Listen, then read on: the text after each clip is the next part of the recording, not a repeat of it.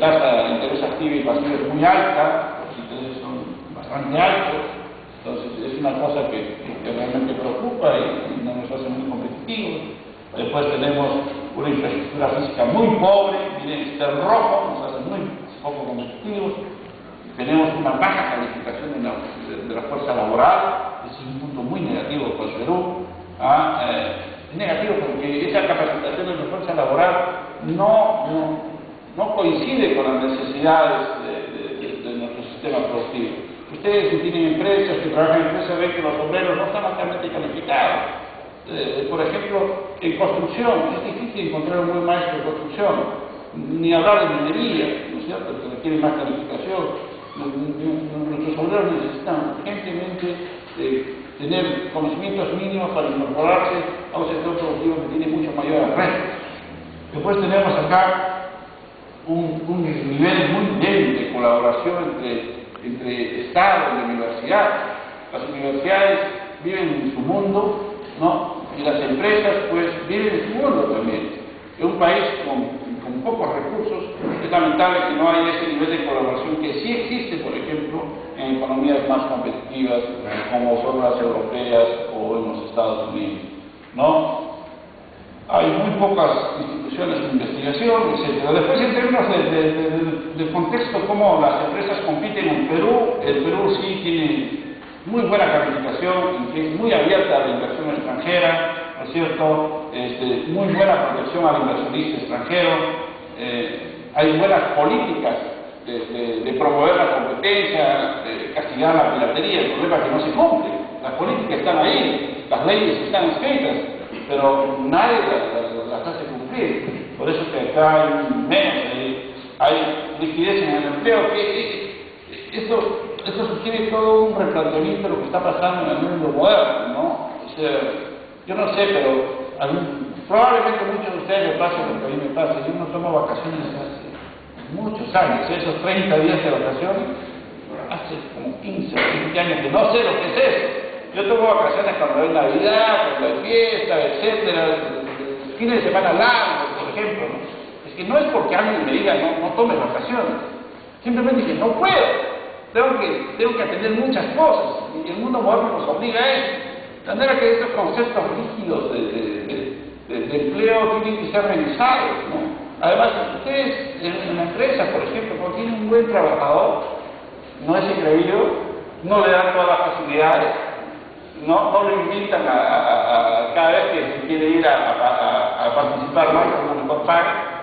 Entonces, hay otros elementos, ¿no es cierto?, de esta visión que antes teníamos sobre la famosa estabilidad laboral. Hay un problema en la formación de negocios, ¿no es cierto? Desde el año y medio hemos pasado 6 meses, los 6 meses estamos mejorando, eso está bien, pero comparémoslo pues no con el de abajo, comparemos con el de arriba. Tengamos la oportunidad de crear negocios en 24 horas, formales, ¿no? Entonces, por eso está negativo acá. Muy poca intensidad en la competencia local, alta informalidad en la economía, que distorsiona absolutamente todo. Distorsiona desde cómo nosotros debemos llevar una política de empleo. Porque claro, si ustedes ven las estadísticas de empleo, el Perú tiene ¿cuánto? 4, 6, 7% es lo más de desempleo. ¿Y el resto? El resto pues somos entrepreneurs, ¿no? ¿Cómo se llama? Emprendedores. ¿Pero qué emprendedores? Son salarios de subsistencia, son productos de baja tecnología, ¿no? Entonces, ese tipo, digamos, de economías domésticas, de supervivencia, no puede llamarse la economía de emprendimiento, ¿no? Entonces, tenemos que tener también una visión descarnada y muy clara de nuestras limitaciones. Entonces, estos son los puntos negativos. En el caso de la demanda también hay pobres estándares de medio ambiente, hay un aumento en términos de respeto y de protección al consumidor. En el caso de las industrias relacionadas tenemos limitados proveedores, tenemos roster, pero los rosters son muy superficiales. Entonces, eso es lo que hemos encontrado y frente a eso tenemos que dar respuestas. Este es, por ejemplo, un clúster de turismo del Cusco. ¿Sí? En el Cusco están presentes todas estas actividades. El problema es que el clúster de turismo que existe en el Cusco es que no está institucionalizado. Están los factores, están los agentes acá, están los restaurantes, están los medios de transporte, están los hoteles, están los que proveen servicios, están los bancos, etc. Pero es un diálogo de todos. Nosotros quisimos trabajar con algunos clústeres acá para formalizarlos. Felizmente tuvimos una gran experiencia con el clúster de metal mecánica de Lima Norte, ¿no? Que a mí me ha impresionado el grupo de empresarios peruanos que han levantado a pulso sus empresas, ¿no es cierto?, que hoy están compitiendo en América Latina, que inclusive yo he visitado sus fábricas, que han tenido la capacidad inclusive de participar en la NASA, en un proyecto de venta de productos que ellos tenían, que ellos utilizaban en los programas aeroespaciales, que utilizaban esas autopartes en fabricar acá su propia maquinaria. Entonces, ese tipo de cosas alientan, pero ahora están realizando un proyecto mucho más grande, un parque industrial en Ancón, etc. Entonces, ellos han tomado la iniciativa de tocar las puertas de las universidades para capacitación, mandan a su gente al extranjero. Estamos hablando de peruanos, ¿no es cierto?, que están haciendo un clúster que realmente en los próximos años va a dar mucho trabajo. Y Cusco, que es un clúster que debería ser un clúster de calidad mundial por todo el legado que tiene. Pues no, la propuesta que recibimos de ellos, que lo único que necesitaban era ampliar el número de visitantes en Machu Picchu. Hoy visitan 2.000 o 3.000 y ellos querían que entren 7.000. Nosotros decíamos, pero ustedes ¿cómo miden el éxito? ¿Por el número de turistas o por el ingreso neto? ¿Por qué no lo sofistican más? Que sea un turismo mucho más sofisticado, que la gente tenga una experiencia de vida, que junte toda su vida probablemente para ir a Cusco. Pero con 7.000 van a destruir la gallina de los huevos de oro. Entonces, ese tipo de diálogo que hemos tenido y realmente fascina ver cómo todavía nosotros no estamos en un plano de conversación que nos lleve a un entendimiento mínimo para tener objetivos comunes. Pero ese es el reto, por ejemplo, del clúster del Cusco, ¿no? Después, hemos hecho un inventario en el país y hemos encontrado que existen muchos clústeres en el país que merecen la atención prioritaria para poderlo desarrollar. La visión de clúster es una visión económica distinta, es una visión económica que se diferencia de la visión tradicional de sectores económicos. La política económica tradicional fija el sector agricultura, el sector pesca, el sector construcción. El clúster no, el clúster entrecruza todos esos sectores, porque un clúster, cualquiera que sea, de minería, de textiles, de turismo, interviene la banca, interviene el sector de educación, interviene el sector transporte, interviene el sector servicios. De manera que esta nueva visión de la política económica tiene que ir orientada a promover los clústeres antes que hacer una política ciega, ¿no es cierto?, de desarrollar infraestructura, por ejemplo, por desarrollarla.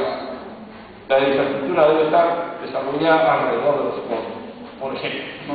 Entonces acá en Lima tenemos el clúster de textiles, usted debe vestir en la Victoria, tenemos el clúster de Patas en los Olivos, tenemos el clúster de vino en Ica, de turismo en el Cusco, tenemos el clúster de alpaca en Arequipa y Puno, tenemos el clúster de productos agrarios de exportación, etcétera, etcétera. Tenemos el clúster de calzado, de cuero, ¿no es cierto?, de Trujillo, etcétera. Entonces, y así tenemos un montón de cosas por todo el Perú. Y eso probablemente nos alentó a diseñar la estrategia basada en una iniciativa nacional de desarrollo. Bien, en medio de todo eso, ¿qué cosa es lo que necesita el Perú? El Perú necesita tener una visión clara, una estrategia clara de desarrollo.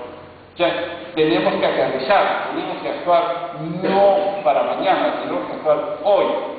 Miren, cuando uno quiere hacer las cosas, tiene que tener un sentido de urgencia. Porque si caemos en la complacencia, no hacemos nada. Y claro, el sentido de urgencia nos va a empujar a actuar hoy. Y el Perú no debe perder esta oportunidad de construir en bonanza, no en crisis. Porque en crisis ni hablamos, ¿no? De manera que esta propuesta la estrategia económica desde la perspectiva del corte supone crear una propuesta de valor única, algo que sirva para el Perú, que no necesariamente sirva para otros países, algo que se base en las fortalezas que tiene el país, algo que se base en algo que nosotros podemos hacer, ¿no? Y de esa perspectiva es que nace esta estrategia que presentó Corte. Entonces, la propuesta de valor para el Perú, para el 2021, supone estos 4 elementos como elementos básicos que tiene que seguir el Perú, que tiene que tener en cuenta para los próximos, para el bicentenario, para el 2021. Primero, el Perú tiene que ser un país seguro, neutral y pacífico. Ya tenemos que de inmediato conservar lo que hemos ganado. Miren, nosotros hemos sido un país en conflicto interno. Nosotros somos un país donde era muy difícil pensar en el futuro, hacer empresas, desarrollar menos y ser competitivos. Entonces tenemos que preservar eso y tenemos, sobre todo, que diseñar políticas, y esa es una parte política, que elimine, por ejemplo, el crecimiento del crimen organizado. O sea, ¿cómo nosotros vamos a sentirnos tranquilos de desarrollar negocios, de ir a un banco, hacer operaciones bancarias cuando tenemos los marcas atrás? ¿Ah? ¿Cómo yo voy a ser competitivo si la empresa que está al costado gana dinero en narcotráfico? ¿Cómo yo voy a desarrollar una planta, por ejemplo, en banco, y quiero regionalizar el país o invertir en el país, cuando eso está tomado por la guerrilla del narcotráfico? Pues tenemos ejemplos muy claros por México, que estadistas por Chile. La energía para nosotros es una condición importante, necesaria de esta propuesta de valor. El Perú debe preservar eso, ¿no? Y las políticas de diseño deben estar orientadas. El segundo elemento, el crecimiento económico del Perú está basado fundamentalmente en este ciclo a los productos primarios, ¿no? Minería, agricultura, pesca, etc. Y si ustedes observan los datos del crecimiento de las exportaciones, ha crecido el volumen de exportaciones, pero lo que más ha crecido son los precios. Entonces, ha crecido el precio del oro, el precio del cobre, del café. Entonces, el boom de precios del mercado internacional a nosotros nos está empujando sobre la hora. Eso no es malo, es bueno, tenemos recursos. Entonces, ¿qué es lo que tenemos que hacer? Lo que tenemos que hacer es mejorar la sofisticación de las exportaciones relacionadas con los productos primarios. Porque si nosotros no mejoramos, no sofisticamos más, nosotros no desarrollamos lo que estamos exportando hoy, vamos a tener una oportunidad perdida con los precios en ese ciclo económico. Eso sugiere, por ejemplo, que en la minería nosotros desarrollamos clústeres mineros, donde la minería ya no explote los recursos sin integración económica con el resto de la economía regional, ¿no? Donde, por ejemplo, las facultades de minería puedan estar ligadas a los centros mineros, donde, por ejemplo, los laboratorios estén ligados a los centros mineros, donde tengamos una banca que esté especializada en financiamiento minero. De manera tal que nosotros, en el largo plazo, en el 2040, ¿no es cierto?, ya no explotemos tierras, no explotemos tecnología minera. Entonces tenemos que entrar en esa cadena de valor de la producción minera, de la producción de pescado, no explotar simplemente harina y pescado. Entonces tenemos que explotar productos mucho más sofisticados. Entonces la apuesta de esta propuesta de valor entrar a eso, o sea, no olvidarnos de los recursos que tenemos y que exportamos, sino tenemos que desarrollarlos, sofisticarlos más, y eso supone desarrollar en torno a la producción de estos recursos primarios, clústeres, que le den mayor valor agregado y que permitan diversificar la economía.